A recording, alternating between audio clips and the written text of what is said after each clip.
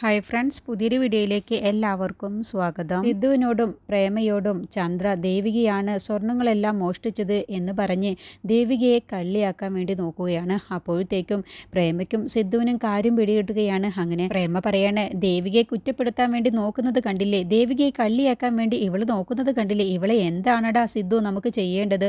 അപ്പോൾ സിദ്ധു പറയണേ, നിന്റെ ഈ മോഹമൊക്കെ നീ കയ്യിൽ തന്നെ വെച്ചാൽ മതി. അന്ന് ഇതുപോലെ പ്രേമേച്ചിയുടെ മാല മോഷ്ടിച്ച സമയത്ത് നീ ഇതുപോലെ തന്നെയാണ് പറഞ്ഞത്, ഞാൻ മോഷ്ടിച്ചിട്ടില്ല, ഞാൻ മാല കണ്ടിട്ടില്ല എന്ന്. എന്നിട്ട് അവസാനം മാല എങ്ങനെയാണ് കിട്ടിയത്, നീ തന്നെയാണ് എടുത്തത് എന്ന് തെളിഞ്ഞില്ലേ? അതുവരെ നീ എന്താ പറഞ്ഞിരുന്നത്? അതുപോലെ ഇതും അങ്ങ് പറയാം എന്ന് നീ കരുതിയോ? ഒരിക്കലും നിന്നെ വെറുതെ വിടാൻ പോകുന്നില്ല. പ്രേമേച്ചിയുടെ സ്വർണം മോഷ്ടിച്ചിട്ടുണ്ടെങ്കിൽ അത് നീ തന്നെയാണെന്നുള്ളത് ഞങ്ങൾ തെളിയിക്കുക തന്നെ ചെയ്യും. 1 ഗ്രാം പോലും നഷ്ടപ്പെടാതെ നിന്റെ കയ്യിൽ നിന്നും അതെല്ലാം ഞങ്ങൾ തിരിച്ചു വാങ്ങിക്കുകയും ചെയ്യും. നീ തന്നെ ഞങ്ങൾക്കത് കൊണ്ടുവരും. അതിനുള്ള വഴിയൊക്കെ എനിക്കറിയാം. നീ പെരുങ്കള്ളിയാണെന്നും നീ കള്ളനെ കഞ്ഞി വെച്ചവളാണെന്നും അതൊക്കെ എനിക്ക് നന്നായിട്ട് അറിയാം. നീ പെരും കള്ളിയാണ്. എന്നിട്ട് ദേവികയെ കള്ളിയാക്കാൻ വേണ്ടി വന്നിരിക്കുന്നു. നിനക്കുള്ളത് ഞാൻ വെച്ചിട്ടുണ്ട്. ചേച്ചി ഇവളോട് സംസാരിക്കാതെ പോയി ഉറങ്ങാൻ നോക്ക്, ഇത്രയും നേരമായില്ലേ എന്ന് പറഞ്ഞ് പ്രേമയെ പറഞ്ഞു വിടുകയാണ് കേട്ടോ. എന്നിട്ട് സിദ്ധു, എന്താടി നിന്നോട് ഇനി പ്രത്യേകം പറയണോ എന്ന് ചോദിക്കുമ്പോൾ, സിദ്ധുട്ടാ എൻ്റെ വാക്കൊന്ന് കേൾക്ക്, ദയവ് ചെയ്ത് എന്നെ ഒരു ക്രിമിനലായി കാണരുത്. പിന്നെ നിന്നെ ആരായിട്ട് കാണണം? സന്യാസിയായിട്ട് കാണണോ? സിദ്ധുട്ടൻ പറയുന്നതൊക്കെ ശരി തന്നെയാണ്. പണ്ടെനിക്ക് പല തെറ്റുകളും പറ്റിയിട്ടുണ്ട്. അത് എൻ്റെ അറിവില്ലായ്മ കൊണ്ട് സംഭവിച്ചതാണ്, എൻ്റെ പക്വതക്കുറവ് കൊണ്ട് സംഭവിച്ചതാണ്. പണ്ടത്തെ പോലെയല്ല ഞാനിപ്പോൾ ഒരുപാട് മാറി. അതെനിക്ക് മനസ്സിലായി, നീ ഒരുപാട് മാറിയെന്ന്.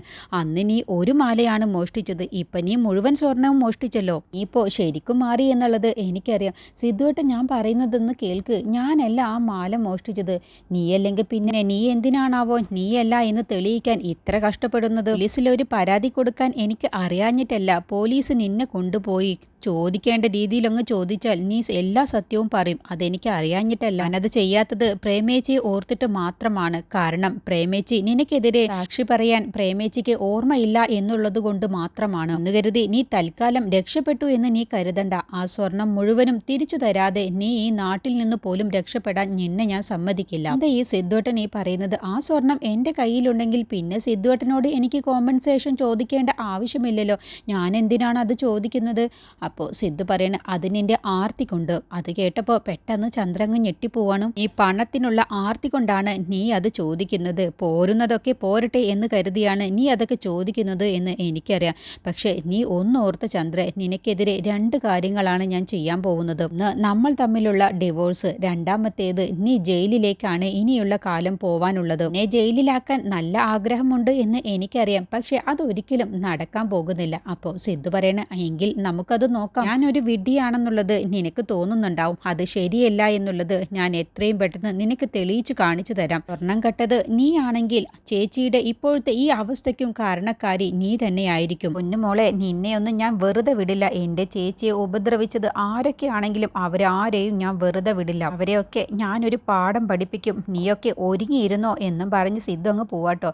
അത് കേട്ടപ്പോൾ ചന്ദ്രാഗ് പേടിയോടുകൂടിയാണ് നിൽക്കുന്നത്. പിറ്റേ ദിവസം രാവിലെ പ്രേമ കാളിപൂജ എന്നും പറഞ്ഞ് ഭസ്മം എടുത്തോണ്ട് വരികയാണ് കേട്ടോ. അപ്പോൾ ചന്ദ്രക്കിട്ട് പണി കൊടുക്കാം എന്നുള്ള ഉദ്ദേശത്തിലാണ് പ്രേമ വരുന്നത്. അങ്ങനെ ഇത് കണ്ടുകൊണ്ട് ചന്ദ്ര അവിടേക്ക് വരികയാണ്. എന്നിട്ട് പ്രേമയെ പരിഹസിച്ചുകൊണ്ട് ചന്ദ്ര പറയണി, എന്താ ചേച്ചി കാവടി എടുക്കാറായോ? കേട്ടതോടു കൂടി പ്രേമയ്ക്കങ്ങ് ദേഷ്യം പിടിക്കുകയാണ്. എന്നിട്ട് പാത്രത്തിലുള്ള ഭസ്മം എടുത്തുകൊണ്ട് അമ്മയെ മഹാമായെ എന്നും പറഞ്ഞുകൊണ്ട് ആ ഭസ്മത്തിൽ നിന്നും ഒരു പിടിയെടുത്ത് ചന്ദ്രയുടെ മുഖത്തേക്കങ്ങ് എറിയുകയാണ് കേട്ടോ. അതോടുകൂടി ചന്ദ്രയുടെ മുഖത്താകെ ഭസ്മത്തിൻ്റെ പൊടിയാവുകയാണ്. എന്നിട്ട് കണ്ണിലും വായിലും ഒക്കെ പോവുകയാണ് കേട്ടോ. എന്നിട്ട് അതൊക്കെ തുപ്പിക്കളയുകയാണ്. എന്നിട്ട് ചോദിക്കുകയാണ്, നിങ്ങൾക്കെന്താ ഭ്രാന്തായോ എന്ന് ചോദിക്കുമ്പോൾ പ്രേമ പറയണേ, ഇത് ഭൈരവി പൂജയാണ്. പൂജ ഞാൻ ചെയ്യുന്നത് സ്വർണം മോഷ്ടിച്ചവരെ എൻ്റെ കൺമുന്നിൽ എത്തിക്കണം. അതിനു വേണ്ടിയാണ്. എൻ്റെ സ്വർണം എനിക്ക് തിരിച്ചു കിട്ടണം.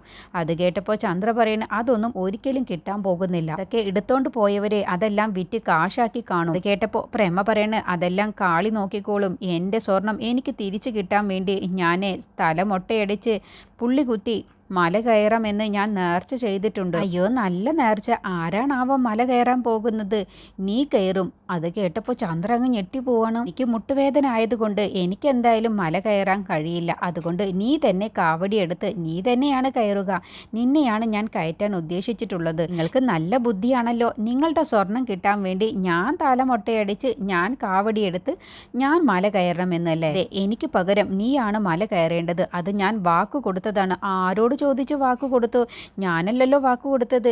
ഞാൻ കൊടുത്ത വാക്ക് നീ പാലിച്ചിരിക്കണം. ഇല്ല എന്നുണ്ടെങ്കിൽ നിനക്ക് ഭ്രാന്താവും, നീ ഭ്രാന്തിയാവും.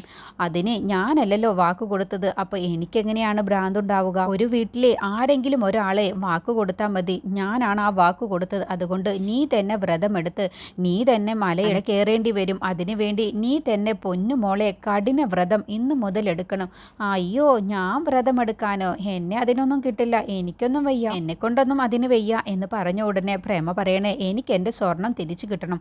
അതിനു വേണ്ടി ഈ വ്രതം നീ എടുത്തേ പറ്റൂ എന്ന് പറഞ്ഞ് വീണ്ടും പ്ലേറ്റിലുള്ള ഭസ്മം എടുത്തുകൊണ്ട് അതങ്ങ് ചുറ്റിച്ചുകൊണ്ട് ചന്ദ്രയുടെ മുഖത്തേക്ക് വീണ്ടും അങ്ങ് എറിയുകയാണ്. കൂടി ചന്ദ്രയ്ക്ക് നല്ല ദേഷ്യം പിടിക്കുകയാണ്. എന്നിട്ട് ചന്ദ്ര ദേഷ്യം പിടിച്ചോണ്ട് നിങ്ങൾക്ക് ഭ്രാന്താണ് എന്ന് പറഞ്ഞുകൊണ്ട് ദേഷ്യം പിടിച്ച് സിദ്ധുവിൻ്റെ അടുത്തേക്ക് ചെല്ലാൻ കേട്ടോ. എന്നിട്ട് പറയണം, നിങ്ങളുടെ ചേച്ചിക്ക് മുഴുത്ത ഭ്രാന്താണ്. അവരിപ്പോൾ പുതിയ ഒരു തീരുമാനവുമായിട്ടാണ് വന്നിട്ടുള്ളത്. അവരുടെ സ്വർണം തിരിച്ചു കിട്ടാനേ ഞാൻ എൻ്റെ തല മൊട്ടയടിച്ച് പുള്ളി കുത്തിയിട്ടേ കാവടി എടുത്ത് മല കയറണമെന്ന് കേട്ടപ്പോൾ സിദ്ധു പറയണ, അതൊരു നല്ല കാര്യമല്ലേ? എന്ത്, ഞാൻ തല മൊട്ടയടിച്ച് മല കയറണമെന്നുള്ളതോ? അപ്പോഴത്തേക്കും രംഗൻ അവിടേക്ക് വരികയാണ്. ഇതെന്താ ഫാൻസി ഡ്രസ്സ് കോമ്പറ്റീഷൻ ഉണ്ടോ? അത് കേട്ടപ്പോൾ ചന്ദ്രയ്ക്ക് അങ്ങ് ദേഷ്യം പിടിക്കുകയാണ്. നിങ്ങളുടെ ഫാമിലി മൊത്തം ഭ്രാന്താണോ എന്ന് ചോദിക്കാട്ടോ. എന്നിട്ട് പറയണ, അല്ല, എന്തിനാണ് ആ പ്രേമൻ എന്നോട് മല കയറാൻ വേണ്ടി പറഞ്ഞത്? അതോ ചേച്ചിയുടെ സ്വർണം തിരിച്ചു കിട്ടാൻ വേണ്ടി? അതിൽ നീയാണ് എടുത്തത് എന്ന് പ്രേമയ്ക്ക് സംശയം തോന്നിയിട്ടുണ്ട്. അതുകൊണ്ടാണ് നിങ്ങളോട് എത്ര പറഞ്ഞാലും മനസ്സിലാവാത്തത്. ഞാനൊന്നുമല്ല ആ സ്വർണം എടുത്തത്, നീ തന്നെയാണ് ആ സ്വർണം എടുത്തത് എന്ന് പ്രേമയ്ക്ക് നല്ല സംശയമുണ്ട്. അപ്പോൾ സിദ്ധു പറയണ, നീയാണ് ആ സ്വർണം എടുത്തതെങ്കിൽ 1 ഗ്രാം പോലും നഷ്ടപ്പെടാതെ നീ ആ സ്വർണം മുഴുവനും ഇവിടെ തിരിച്ചു കൊണ്ടുതരണം. അല്ലാതെ നിനക്ക് ഇവിടെ നിന്നും രക്ഷപ്പെട്ടു പോവാമെന്ന് നീ ഒരിക്കലും കരുതണ്ട. അപ്പോൾ ചന്ദ്ര പറയണ, അതിന് ഞാൻ ഡിവോഴ്സ് കിട്ടിയ ഉടനെ തന്നെ ഞാൻ ഇവിടെ നിന്നും രക്ഷപ്പെട്ടു പോകും. പിന്നെ എനിക്ക് മോഷ്ടിക്കുന്ന സ്വഭാവമൊന്നുമില്ല. ആദ്യം നിങ്ങളുടെ ചേച്ചിനെ പോയി ഭ്രാന്താശുപത്രിയിൽ കൊണ്ടുപോയി ചികിത്സിക്കാൻ നോക്ക്. അപ്പോൾ സിദ്ധു പറയണ, സൗകര്യമില്ല ചേച്ചിയെ ചികിത്സിപ്പിക്കാൻ. നിനക്ക് ഇവിടെ നിൽക്കാൻ സൗകര്യമില്ലെങ്കിൽ നീ മറ്റിടത്തൊക്കെ പോയി താമസിച്ചോ. അങ്ങനെ ഇപ്പോൾ എന്നെ ഇവിടെ നിന്നും ഒഴിവാക്കാൻ നിന്ന് നിങ്ങൾ ആരും മോഹിക്കേണ്ട. അങ്ങനെ അല്ലെങ്കിൽ നീ ഇവിടെ തന്നെ നിന്നോ, ഞങ്ങൾക്കൊരു വിരോധവുമില്ല. എന്തായാലും നിന്റെ മുടി നല്ല മുടിയായിരുന്നു, ഇനിയിപ്പോൾ അതെല്ലാം മുറിച്ച് കളയേണ്ടി വരുമല്ലോ എന്നും പറഞ്ഞ് സിദ്ധു ഒന്ന് കളിയാക്കിയിട്ടാണ് രംഗനെയും കൂട്ടി അവിടെ നിന്ന് പോകുന്നത്. അതോടുകൂടി ചന്ദ്രയ്ക്ക് സഹിക്കാൻ കഴിയുന്നില്ല. പ്രേമ ചെയ്തതിനുള്ള ആ പ്രവൃത്തിയോടൊക്കെ ചന്ദ്രയ്ക്ക് അത്ര ദേഷ്യം വരികയാണ്. പിന്നീട് അക്ഷര നിരഞ്ജൻ്റെ അടുത്തേക്ക് വരികയാണ്. ഇന്ന് നിങ്ങൾ ക്ലിനിക്ക് തുറക്കുന്നുണ്ടോ എന്ന് ചോദിക്കുമ്പോൾ, ഇല്ല, ഞാൻ തുറക്കുന്നില്ല. പക്ഷേ ഞാൻ എന്തായാലും ഇവിടെ നിൽക്കുന്നില്ല. ഞാൻ ഒന്ന് പുറത്തു പോവുകയാണ്. അച്ഛൻ്റെയും മോളുടെയും ഇടയിൽ നിൽക്കാൻ എനിക്ക് തീരെ താല്പര്യമില്ല. കുറച്ച് സ്വസ്ഥതയും സമാധാനവും വേണം. അപ്പോൾ അക്ഷര പറയണ, ഞാൻ എന്തായാലും നിങ്ങളെ ശല്യപ്പെടുത്താൻ വരില്ല. ഞാനായിട്ട് ഒരു ശല്യത്തിനും ഞാൻ ഇനി നിങ്ങളുടെ അടുത്തേക്ക് വരില്ല എന്ന് പറയുമ്പോൾ അതിൽ എനിക്ക് ഒരുപാട് സന്തോഷമുണ്ട്. പക്ഷേ എനിക്ക് നിങ്ങളോട് ഒരു കാര്യം പറയാനുണ്ട്. നമ്മളുടെ ഈ പെരുമാറ്റത്തിൽ ശ്രുതിമോൾക്ക് നല്ല സങ്കടമുണ്ട്. അവളെല്ലാം അറിയുന്നുണ്ട്, എല്ലാം മനസ്സിലാക്കുന്നുണ്ട്. അവൾ പറയാതിരിക്കുന്നതാണ്. അതുകൊണ്ട് ശ്രുതിമോളുടെ സന്തോഷത്തിന് വേണ്ടിയെങ്കിലും ഇന്ന് നിങ്ങൾ എന്നോടൊപ്പം ഒന്ന് പുറത്തേക്ക് വരുമോ? ഔട്ടിങ്ങിന് പോകാൻ വേണ്ടി ശ്രുതിമോളെയും കൂട്ടി നമുക്ക് 3 പേർക്കും കൂടി പുറത്തേക്കൊന്ന് പോയി പുറത്തു നിന്ന് ഭക്ഷണം കഴിച്ച് തിരിച്ചു വരാം. അവൾ എന്തുമാത്രം സ്മാർട്ടായിരുന്നതാണ്. ഇപ്പോൾ അവൾ മുറിയിൽ നിന്ന് പുറത്തു പോലും ഇറങ്ങുന്നില്ല. അവൾക്ക് എന്തെല്ലാം മനസ്സിലാകുന്നുണ്ട്. ശ്രുതിമോളുടെ സന്തോഷത്തിന് വേണ്ടിയെങ്കിലും നമുക്കിന്ന് പുറത്തു പോവാമെന്ന് പറയട്ടോ. അങ്ങനെ അക്ഷരയുടെ വാക്കുകൾ കേൾക്കുമ്പോൾ നിരഞ്ജന നല്ല സങ്കടമാവുന്നുണ്ട്. അങ്ങനെ നിരഞ്ജൻ പറയണേ, എന്നാൽ നമുക്കിന്ന് പുറത്തു പോവാം. എന്നിട്ട് പുറത്തു നിന്ന് തന്നെ ഭക്ഷണം കഴിച്ച് തിരിച്ചു വരികയും ചെയ്യാം. മോളുടെ സന്തോഷമാണ് എനിക്ക് ഏറ്റവും വലുത് എന്ന് പറയട്ടോ. അപ്പോൾ അക്ഷര താങ്ക്സ് എന്ന് പറയുമ്പോൾ, എന്തിനാ അക്ഷര, നമുക്കിടയിൽ ഇങ്ങനെ ഒരു താങ്ക്സ് പറയലൊക്കെ? അതൊക്കെ വേണം. നമ്മൾ 2 പേരും പണ്ട് ഒരുമിച്ചായിരുന്നു. പക്ഷേ ഇപ്പോൾ അങ്ങനെയല്ല.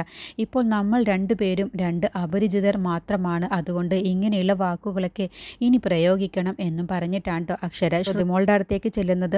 ഈ സമയം മാലിനിയുടെ അടുത്തേക്ക് ഹൗസ് ഓണർ വരികയാണ്. എന്നിട്ട് പറയുകയാണ്, നിങ്ങളൊരു ഡോക്ടറാണെന്ന് കരുതിയാണ് ഞാൻ എൻ്റെ വീട് നിങ്ങൾക്ക് വാടകയ്ക്ക് തന്നത്. പക്ഷെ അതൊരു തെറ്റാണ് തീരുമാനമാണ് എന്ന് എനിക്കിപ്പോൾ മനസ്സിലായി. അതുകൊണ്ട് നിങ്ങൾ എത്രയും പെട്ടെന്ന് ഈ വീട് ഒഴിവായി ഇവിടെ നിന്നും ഇറങ്ങിപ്പോവണം. ഇനി നിങ്ങളെ ഒരു നിമിഷം പോലും ഈ വീട്ടിൽ താമസിപ്പിക്കാൻ ഞാൻ സമ്മതിക്കില്ല. എന്നെ നാട്ടുകാരും അതിന് സമ്മതിക്കുന്നില്ല. അതുകൊണ്ട് എന്തായാലും ഡോക്ടർ ഇവിടെ നിന്ന് ഇപ്പം തന്നെ ഇറങ്ങണം. പിന്നെ എൻ്റെ ഫർണിച്ചറുകളാണ് ഇതെല്ലാം. അതുകൊണ്ട് നിങ്ങൾക്കൊരു ബാഗ് മാത്രമല്ലേ എടുക്കാനുള്ളൂ. അതുകൊണ്ട് പെട്ടെന്ന് തന്നെ ഇവിടെ നിന്നും ഇറങ്ങണം എന്ന് എന്ന് പറഞ്ഞ് ഹൗസ് ഓണർ വാശി പിടിക്കുകയാണ്. അങ്ങനെ മാലിനി നിവൃത്തിയില്ലാതെ നിരഞ്ജൻ്റെ ഫോണിലേക്ക് വിളിക്കുകയാണ്. എന്നിട്ട് നിരഞ്ജനോട് പെട്ടെന്ന് തന്നെ വീട്ടിലേക്ക് വരാൻ പറയാൻ കേട്ടോ. അപ്പോൾ നിരഞ്ജൻ പറയണ, മാലിനി എനിക്കിപ്പോൾ വരാൻ കഴിയില്ല, കാരണം ഞാൻ അക്ഷരയും കൊണ്ട് ശ്രുതിമോളെയും കൂട്ടി പുറത്തേക്ക് പോവാമെന്ന് വാക്ക് കൊടുത്തതാണ്. അതുകൊണ്ട് ഞാൻ അവരുമായി പുറത്തു പോയി തിരിച്ചു വന്ന ശേഷം മാലിനി നിൻ്റെ അടുത്തേക്ക് വരാമെന്ന് പറയട്ടോ. അപ്പോൾ മാലിനി പറയണേ, വേണ്ട നിരഞ്ജ, ഇനി നിരഞ്ജൻ ഇവിടേക്ക് വരണമെന്നില്ല. നിരഞ്ജൻ കാരണമാണ് എനിക്കിപ്പോൾ ഇങ്ങനൊരു അവസ്ഥ വന്നത്. നിരഞ്ജൻ കാരണമാണ് എൻ്റെ ജീവിതവും ഇല്ലാതായത്. ഇപ്പോൾ രണ്ടാമറിയും നിരഞ്ജൻ കാരണം എനിക്ക് വാടകയ്ക്ക് താമസിക്കുന്ന ആ വീട്ടിൽ നിന്നും ഇറങ്ങേണ്ട അവസ്ഥയാണ് വന്നത്.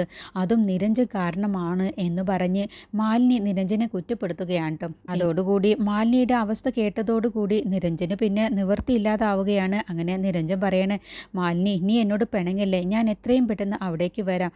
ഞാനിപ്പോൾ തൽക്കാലം ശ്രുതിമോളെയും അക്ഷരയും കൂട്ടി പുറത്തേക്ക് പോകുന്നില്ല, ഔട്ടിങ്ങിന് പോകുന്നില്ല, ഞാൻ നിൻ്റെ അടുത്തേക്ക് വരാമെന്ന് പറഞ്ഞ് നിരഞ്ജൻ പെട്ടെന്ന് തന്നെ മാലിനിയുടെ അടുത്തേക്ക് പോവുകയാണ്. അങ്ങനെ അക്ഷരയ്ക്ക് വാക്ക് കൊടുത്തത് തെറ്റിച്ചുകൊണ്ട് തന്നെ നിരഞ്ജൻ വീണ്ടും മാലിനിയുടെ അടുത്തേക്ക് പോവണം.